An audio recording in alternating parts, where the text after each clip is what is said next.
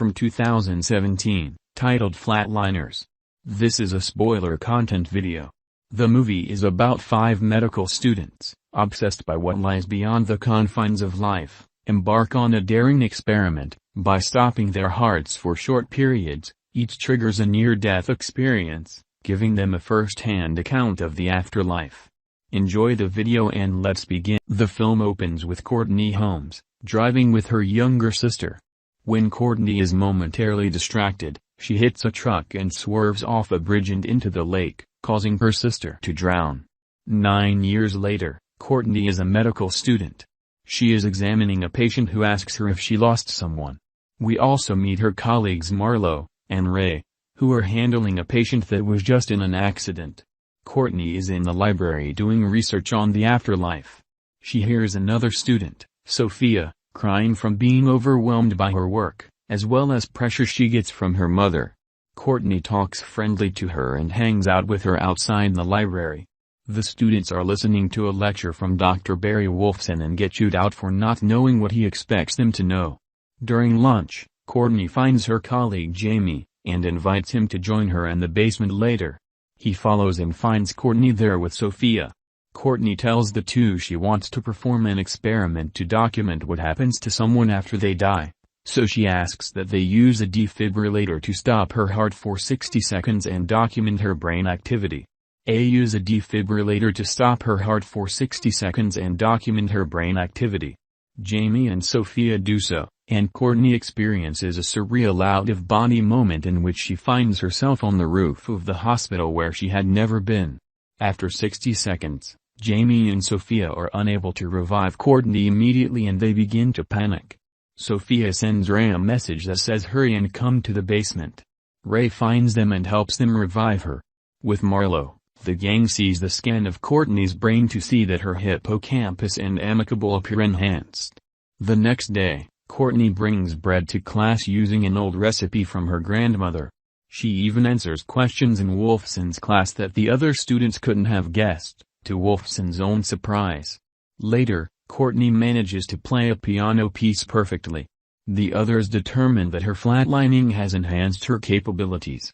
However, when Courtney is alone, she sees a vision of someone in her tub, frightening her. Jamie decides to flatline next. He sees himself riding his motorcycle through the city with his ex-girlfriend, before she disappears in the darkness. After Jamie comes back, the gang has a party where Courtney and Jamie kiss. Courtney later asks Jamie if he felt or saw anything unusual after coming back to life, but he denies it. At the hospital, Jamie saves a patient's life by giving her medicine that the other doctors hadn't thought to give her. He also starts to see visions of his ex-girlfriend staring at him menacingly. Marlo goes next to flatline. She finds herself playing the violin and swimming and sees murderer written in blood at the bottom of the pool, surrounded by jellyfish. They bring her back, and Sophia arrives late after being held up by her mother. Despite Ray's insistence that they stop these experiments, Sophia demands to go next. During her flatline, she sees herself in a classroom where she posts nude photos of her classmate, humiliating her in front of the whole class. After bringing Sophia back, the gang rushes out when security guards come after them, but they manage to escape the parking lot. The gang later goes to a rave. Courtney sees her sister's body in a car filled with water before she's snapped out of it. After that, Sophia takes Jamie to her apartment and they start to have sex as her mother listens. Sophia then tells her mom that she's planning to move out and that she can't stop her. Ray escorts Marlo home. She talks to him about a patient she had, that suffered a jellyfish sting to the face. She gave him the wrong combination of medicine and it killed him. The guilt has haunted her ever since.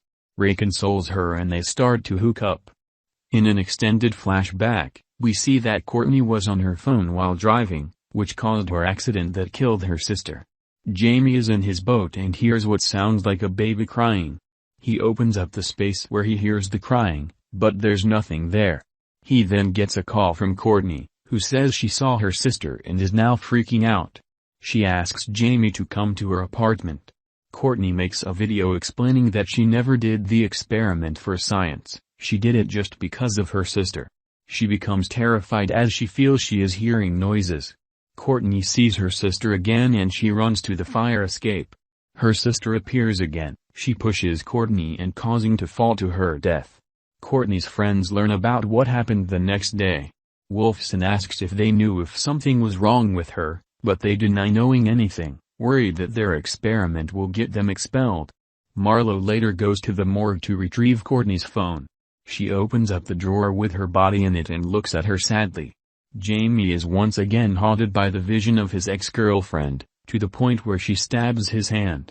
The four watch Courtney's video and hear her screaming moments before her death.